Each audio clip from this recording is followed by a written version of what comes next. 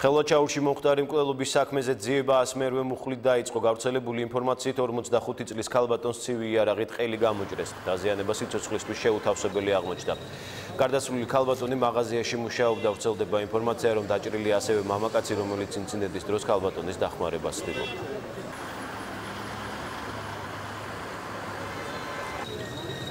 ვაჭრობდა იქანე პარტენაძე, ვიცნობდი ისე რა. სკოლაში ერთად ვსწავლობდით, სკოლაში ვსწავლობდით უბრალოდ. ხო და მოკლენო, გაურკვევლობა. ჩვეულებრივად მყიდველი შესულაო თუ არ ვიცი, ჩვეულებრივი ამბავი, არაფერი არ ვიცი. ანუ უცნობი იყო. უცნობი იყო, ასე არ იცნობენ, ყველა ასე ამბობს, არავინ არაფერი არ იცოდა. კიდევ შემსროლი პურის მყიდველი დაუჭრიათ. ისე ამბობს ხალხი, არ ვიცი. აღინიშნებოდა მრავლობითი ჭრილობები, სკალპის ჭრილობა თავის არეში, ასევე შუბლის არეში, ანუ წარბი იყო დაზიანებული, ლოყის მიდამოში მარჯვნივ ჭრილობა ჰქონდა, ასევე კისრის მარჯვენა და მარცხენა არეში მრავლობითი ჭრილობები აღინიშნებოდა.